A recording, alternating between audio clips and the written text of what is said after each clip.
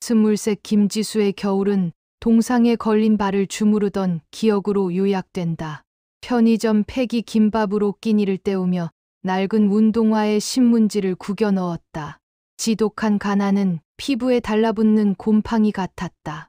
새벽 신문 배달, 낮 식당 보조, 밤 편의점 야간, 하루 3시간 쪽잠을 자며 전공 서적을 외웠다. 그렇게 대학을 졸업하고 서울 대형 병원의 간호사 면허를 손에 쥐었다. 3교대 근무는 고됐지만 지옥 같던 아르바이트 시절에 비하면 천국이었다. 악착같이 돈을 모으고 틈틈이 공부하며 전문 간호사로서의 입지를 다졌다. 30, 박민준을 만났다. 대기업에 다니는 그는 번듯했고 지수의 상처와 노력을 따뜻하게 바라봐 주는 다정한 사람이었다. 지수는 처음으로 누군가에게 마음 편히 기댔다. 1년의 연애 끝, 31살의 가을, 상견례 날이 밝았다. 한정식 집 룸의 공기는 시작부터 얼어붙어 있었다. 민준의 어머니, 윤 여사는 지수가 방에 들어서는 순간부터 멸시의 시선으로 위아래를 훑었다. 어렵게 자랐다면서? 윤 여사의 첫마디였다. 식사가 시작되자마자 그녀의 날카로운 신문이 시작됐다. 아버님 일찍 돌아가시고 어머님은 식당 일하시고 듣자 하니 고등학교 때 도시락도 제대로 못 싸갔다며 남의 반찬 얻어먹고 다녔다고. 지수의 심장이 쿵 바닥으로 떨어졌다. 민준이었다. 내가 다 막아줄게라던 민준이 지수의 가장 아픈 과거를 제 어머니에게 우리의 순수한 사랑을 증명한답시고 떠벌린 것이다. 지수의 얼굴이 하얗게 질렸다. 윤 여사는 젓가락을 탁 소리나게 내려놓았다. 우리 민준이가 하도 딱해서 어쩔 줄을 모르더라고. 근데 김 간호사. 딱한 건 딱한 거고 결혼은 다른 문제야. 간호사. 그거 그냥 의사 시다발이 아닌가? 밤낮 없이 남의 병 수발드는 직업. 우리 집안이랑은 격이 안 맞아. 어머니, 민준이 당황해서 외쳤지만 윤 여사는 아랑곳없었다. 솔직히 말해. 너, 우리 민준이 잡아서 팔자 고치려는 거잖아. 가진 거 하나 없는 애가 기댈 대라곤 남자 복밖에 더 있겠어? 너같이 근본 없는 애 우리 집 며느리로 못 들인다. 이 결혼 난 반대야. 근본이 없다. 팔자를 고치려 한다. 지수는 입술을 깨물었다. 피 맛이 났다. 그녀가 바라본 것은 민준이었다. 그는 고개를 숙인 채 어머니 제발요 라는 말만 웅얼거렸다. 그 순간 지수는 깨달았다. 이 남자는 나를 지켜줄 수 없다. 지수는 자리에서 일어섰다. 눈물 한 방울 흘리지 않았다. 말씀 잘 들었습니다. 여사님. 저도 여사님 같은 시어머니 모실 생각 없습니다. 그리고 민준 씨. 지수는 민준을 똑바로 바라봤다. 내 가장 아픈 상처를 당신, 어머니의 안주거리로 넘긴 당신. 내가 평생 경멸할 거야. 오늘 우리가 만난 마지막 날로 하죠. 그대로 룸을 나온 지수는 그날 밤 평생 울 만큼 울었다. 그리고 다짐했다. 다시는 누구에게도 무시당하지 않겠다고. 나의 근본은 내가 직접 만들겠다고. 일부 10년의 침묵, 10년의 시간이 흘렀다. 31살의 지수는 그날 이후 병원을 그만두고 모아둔 돈 전부와 대출을 합쳐 미국 유학길에 올랐다. 간호보건학 박사 학위까지. 그야말로 잠자는 시간 외에는 공부만 했다. 유학 중 지수는 우연히 글로벌 제약사의 임상시험 컨설팅 프로젝트에 참여하게 됐다. 그녀의 탁월한 데이터 분석 능력과 현장 경험이 결합된 통찰력은 프로젝트를 성공으로 이끌었고 곧 여러 기업에서 그녀를 찾기 시작했다. 박사학위를 받자마자 지수는 귀국하지 않고 보스턴의 작은 헬스케어 컨설팅 회사를 차렸다. 처음엔 1인 기업이었지만 3년 만에 직원 50명 규모로 성장했다. 제약사, 병원, 정부 기관을 대상으로 한 그녀의 컨설팅은 실패 없는 프로젝트로 업계에서 소문났다. 그리고 7년 차 결정타가 왔다. 지수의 회사가 개발한 AI 기반 환자 데이터 분석 플랫폼이 미국 FDA의 승인을 받으며 나스닥 상장 제약사에 2천억 원에 인수된 것이다. 38배 김지수는 하루아침에 100억대 자산가가 되었다. 그녀는 그 돈으로 서울 강남에 지수헬스케어 연구소를 설립했다. 명문 S대학 보건대학원의 석좌교수직도 제안받아 수락했다. 정부의 감염병 및 공공보건 정책자문위원, 여러 재벌 기업의 사회이사까지. 지수는 그야말로 대한민국 헬스케어 업계의 여왕이 되어 있었다. 그녀의 곁에는 새로운 사랑, 이현우가 있었다. 현우는 국내 최고 로펌의 대표 변호사로 국제학술 세미나에서 거침없이 발표하는 지수의 지성에 반해 먼저 다가왔다. 그는 지수의 과거를 아픔이 아닌 위대한 서사로 읽어주는 사람이었다. 2부 박민준의 10년. 같은 10년, 박민준의 삶은 정반대로 흘러갔다. 지수와 헤어진 후 윤 여사는 재벌가 딸을 며느리로 점찍었다. 민준은 어머니의 압박에 못 이겨 송혜진과 맞선을 봤다. 혜진의 집안은 부동산 재벌이었고 윤 여사는 코가 석 자나 높아졌다. 이게 바로 근본이지. 우리 며느리는 역시 달라. 하지만 결혼은 시작부터 파국이었다. 혜진은 결혼 전까지만 온순한 척했을 뿐 실제로는 극도로 이기적이고 낭비벽이 심한 여자였다. 명품으로 도배된 옷장, 끝없는 골프 모임, 해외여행. 민준의 월급은 한 달도 버티지 못했다. 더 큰 문제는 혜진의 아버지였다. 그는 사위인 민준을 집안의 하수인쯤으로 여겼다. 주말마다 장인 집에 불려가 자비를 하고 술자리 시중을 들어야 했다. 민준이 거부하면 혜진이 시집살이는 나만 하냐며 집안을 발칵 뒤집었다. 결국 결혼 5년 만에 이혼. 혜진은 위자료로 10억을 요구했고 민준은 빚더미에 앉았다. 설상가상으로 다니던 회사마저 구조조정으로 명예퇴직을 권고받았다. 재취업도 쉽지 않았다.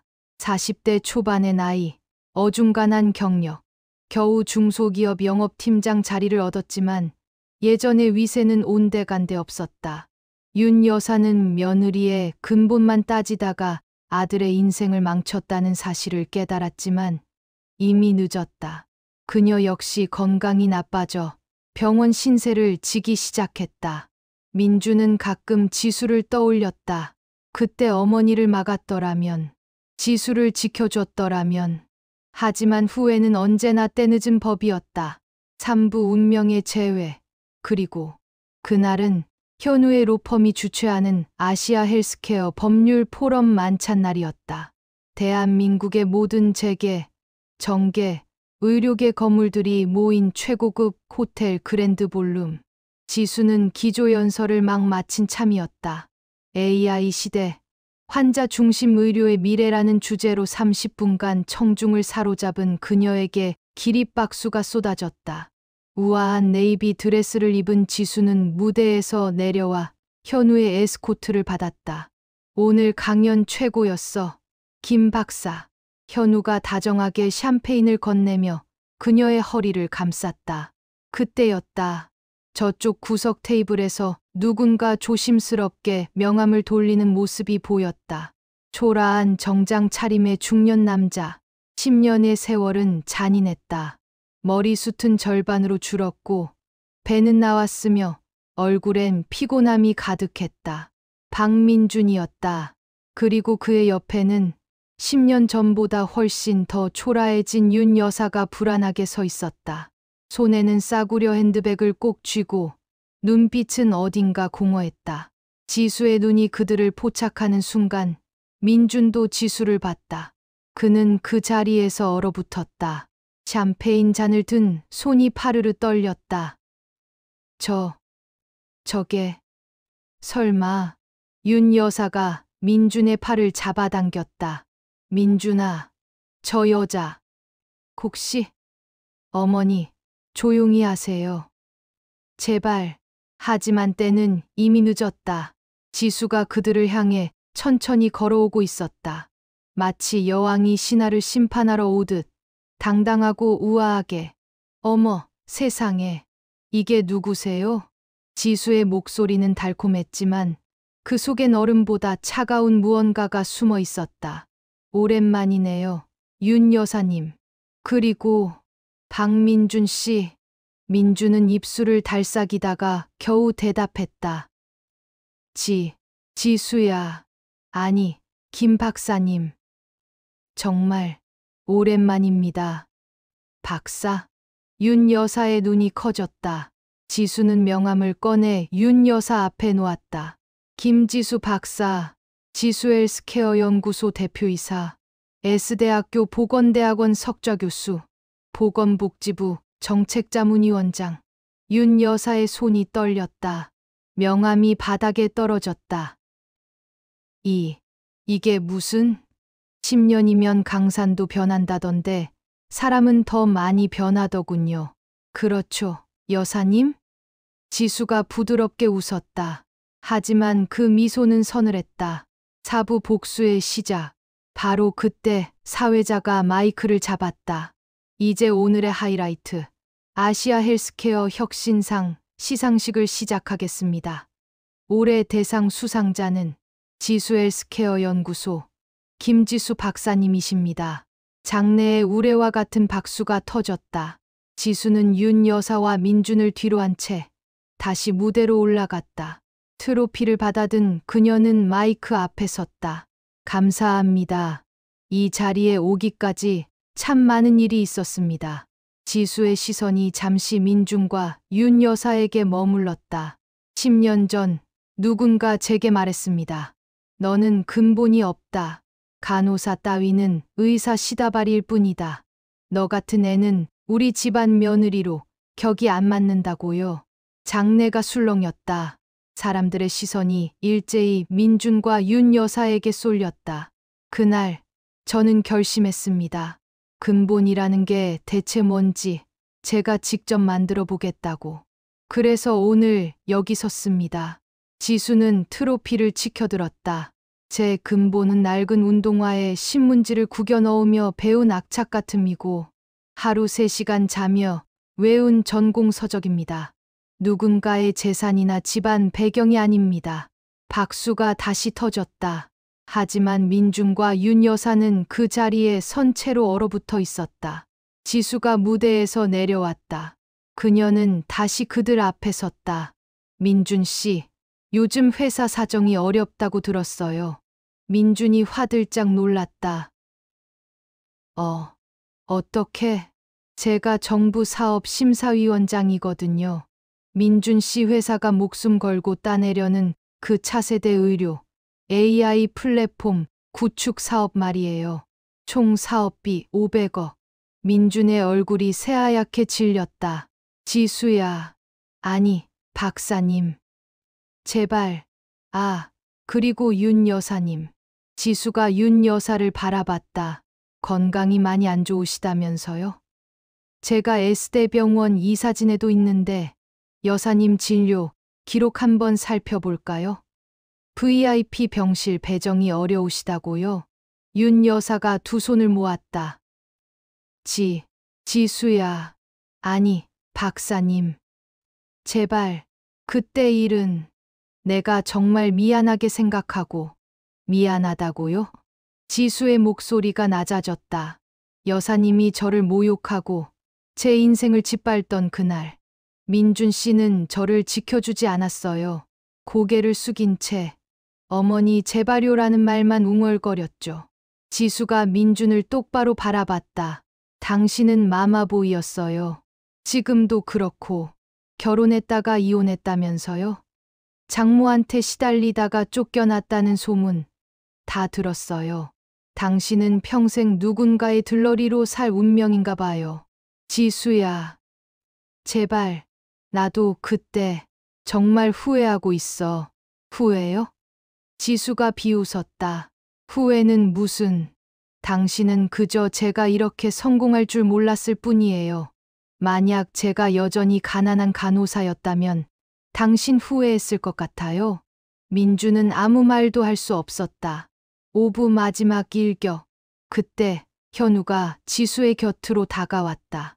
그의 손에는 태블릿이 들려 있었다. 여보, 이거 확인해봐. 방금 본사에서 연락 왔는데 지수가 태블릿을 받아 화면을 훑었다. 그녀의 입가에 미소가 번졌다. 아, 잘 됐네. 민준 씨. 네. 방금 심사위원회 최종 회의 결과가 나왔어요. 민준 씨 회사 탈락이에요. 뭐라고요? 민준이 비명처럼 외쳤다. 주변 사람들의 시선이 일제히 쏠렸다. 1차, 2차 다 통과했잖아요. 최종만 남았는데. 왜? 기술력은 괜찮았어요. 근데 기업 윤리 평가에서 탈락하셨네요. 지수가 태블릿 화면을 민준에게 보여줬다.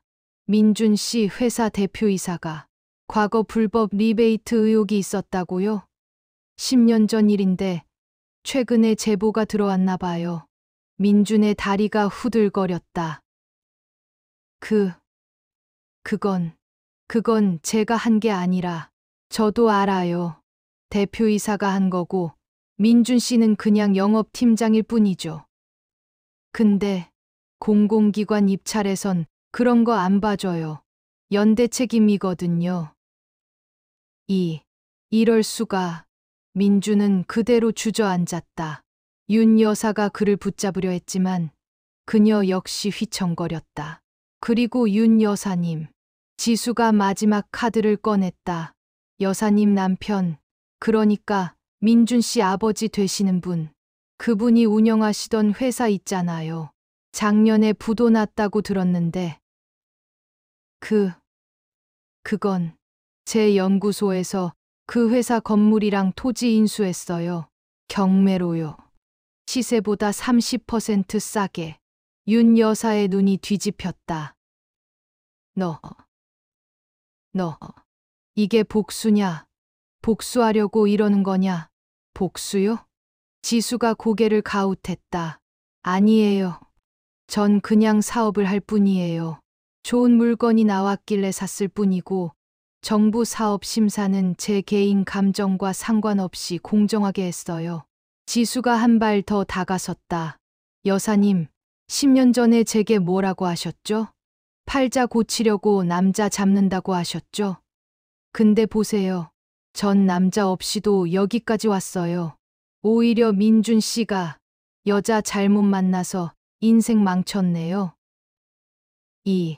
2년이 윤 여사가 손을 들어 지수를 때리려 했다. 하지만 현우가 재빠르게 그녀의 손목을 잡았다. 여사님, 폭행은 범죄입니다. 여기 변호사들 수십 명 있는데 고소하시겠어요? 현우의 차갑고 단호한 목소리에 윤 여사는 그대로 주저앉았다. 으아악! 그녀의 울부짖음이 연회장을 울렸다. 하지만 누구도 그들을 동정하지 않았다. 오히려 수군거리며 손가락질할 뿐이었다. 저 사람들 뭐야? 몰라. 근데 김지수 박사한테 무슨 짓을 한 것 같은데? 어쩐지 완전 몰락한 것 같던데. 지수는 더 이상 그들을 보지 않았다. 현우의 팔짱을 끼고 당당하게 연회장을 가로질렀다. 등 뒤로 민준의 절규가 들렸다. 지수야, 제발. 한 번만 더 기회를. 하지만 지수의 발걸음은 멈추지 않았다. 에필로그 진짜 근본. 6개월 후 지수의 연구소는 정부로부터 새로운 1,000억 원 규모 프로젝트를 따냈다. 그녀의 회사는 코스닥 상장을 준비 중이었고 기업 가치는 5천억 원으로 평가받았다. 현우가 물었다. 괜찮아? 응, 이제 정말 괜찮아. 지수가 웃었다. 진심 어린 미소였다. 복수는 끝났어. 이제 내 인생을 살 거야. 그날 저녁, 지수와 현우는 약혼 파티를 열었다. 수백 명의 하객이 모였고 그 누구도 지수의 과거를 근본 없음이라고 부르지 않았다. 오히려 그들은 지수를 이렇게 불렀다. 자수성가의 아이콘. 대한민국 헬스케어의 미래, 진정한 성공의 롤모델. 지수는 샴페인을 들어 올렸다. 10년 전 상견례 날 참았던 눈물 대신 지금은 환한 웃음이 그녀의 얼굴을 가득 채웠다. 근본은 타고나는 게 아니야. 지수가 속삭였다. 근본은 만들어가는 거야. 23의 겨울, 동상 걸린 발을 주무르던 그 소녀는 이제 41살, 누구보다 단단하고 빛나는 여자가 되어 있었다. 민준의 회사는 결국 파산했다. 그는 지금 작은 의료기기 대리점에서 월급쟁이로 일하고 있다. 윤 여사는 건강이 악화되어 요양병원 신세를 지고 있다. 물론 VIP 병실이 아닌 6인실 말이다. 1년 후 봄, 그날은 지수의 연구소가 주관하는 의료 취약계층 지원 장학금 수여식이 있는 날이었다. 지수는 5년 전부터 매년 10억 원씩을 출연해 가난한 의료계 학생들을 지원하고 있었다. 간호학과, 의학과, 보건학과를 가리지 않았다. 단 하나의 기준만 있었다. 역경을 이겨낸 학생. 수여식장에는 20명의 장학생이 모여 있었다. 그들의 눈빛엔 지수가 10년 전 가졌던 것과 똑같은 절박함과 희망이 섞여 있었다. 한 학생이 손을 들었다. 22살쯤 돼 보이는 간호학과 3학년 여학생이었다. 교수님, 질문 있습니다. 네, 말씀하세요. 교수님도 어려운 시절이 있으셨나요? 장내가 조용해졌다.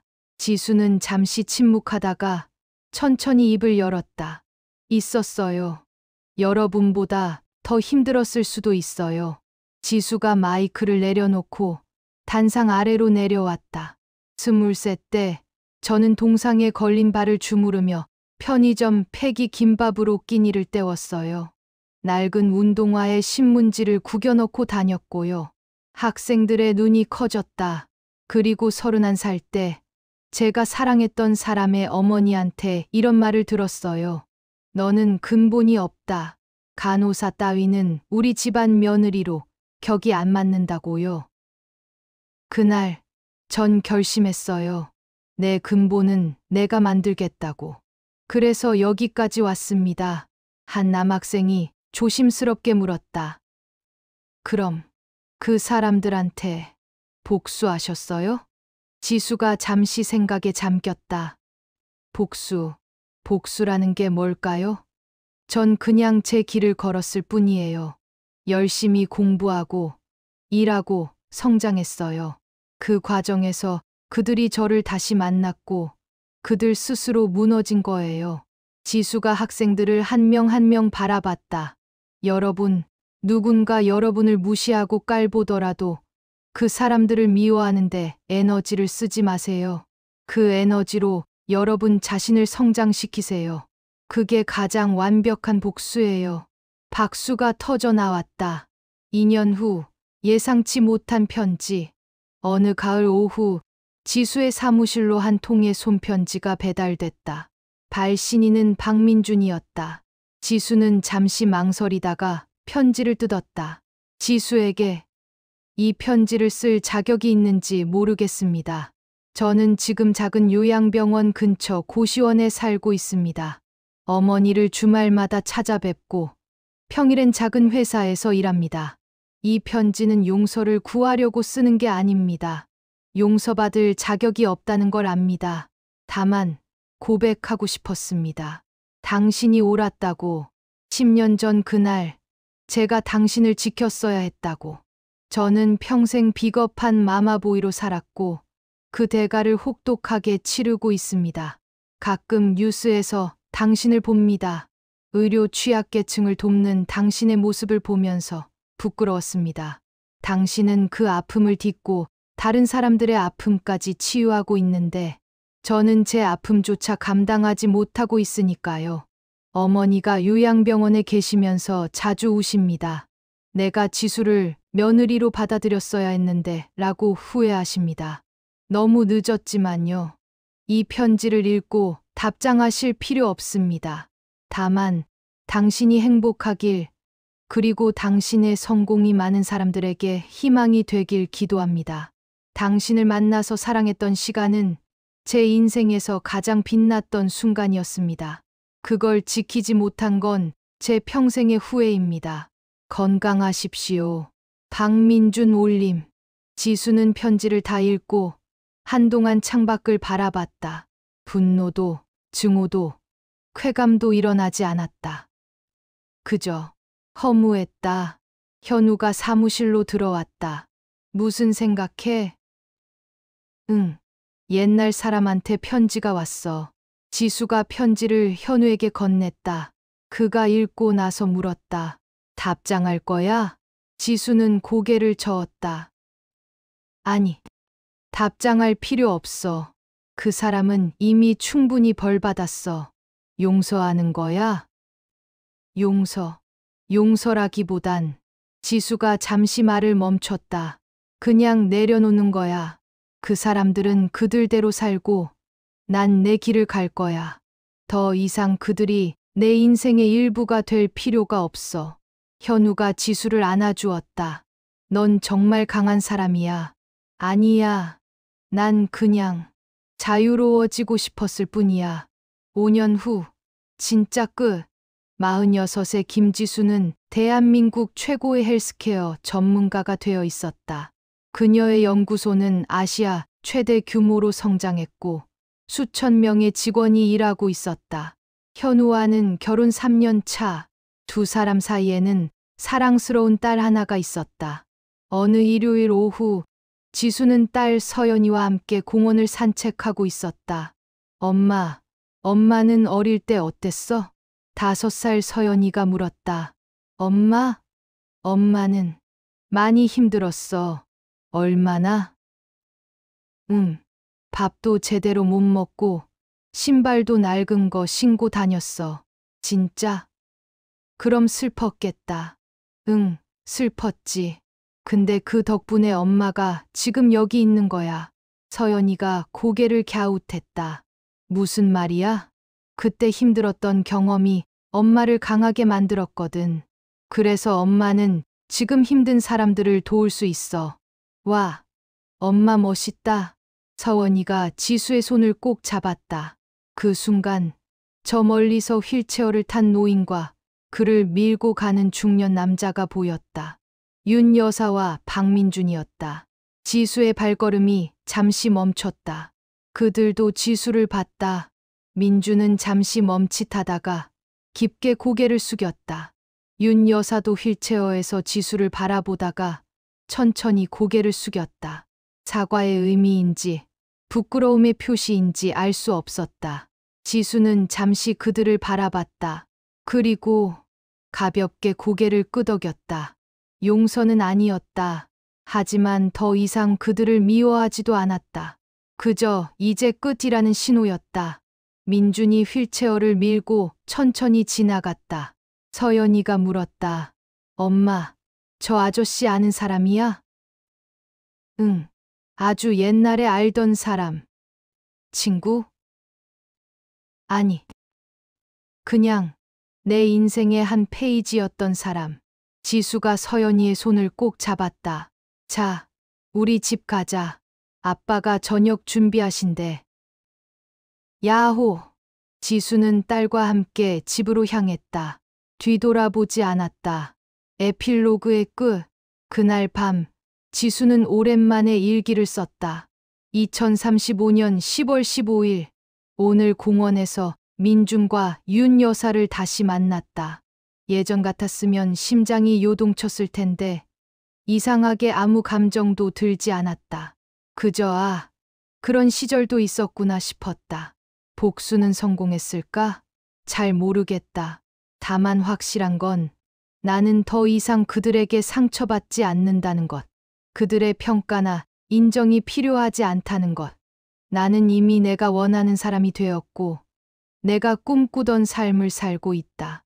서원이에게 물려줄 근본은 재산이 아니라 이 교훈이다. 내가 누구인지는 남이 정하는 게 아니야. 내 스스로 만들어가는 거야. 23의 겨울, 동상 걸린 발을 주무르던 그 소녀는 이제 행복한 어머니이자 많은 사람들에게 희망을 주는 사람이 되었다. 그것만으로 충분하다. 김지수. 지수는 일기장을 덮고 창밖을 바라봤다. 가을밤 하늘에 별이 총총히 빛나고 있었다. 어둠 속에서도 빛나는 별처럼 지수는 가장 어두웠던 순간들을 이겨내고 지금 가장 밝게 빛나고 있었다. 복수는 끝났다. 이제 진짜 삶이 시작되었다. 시청해 주셔서 감사합니다. 김지수의 통쾌한 사이다. 복수와 그녀의 성공이 와 닿으셨다면 좋아요 버튼 눌러주세요. 구독, 좋아요는 사랑입니다.